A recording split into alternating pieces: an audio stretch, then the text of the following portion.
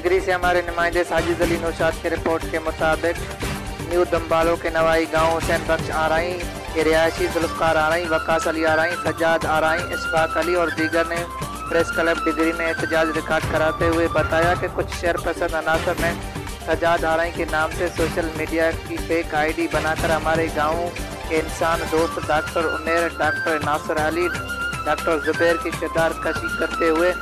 उन पर corona vaccine के फरोख्त का इल्ज़ाम लगाया और लोगों को जाली वैक्सीन लगाने का इल्ज़ाम भी लगाया, जिसकी पुरजोर मजम्मत करते हैं। इनका कहना था कि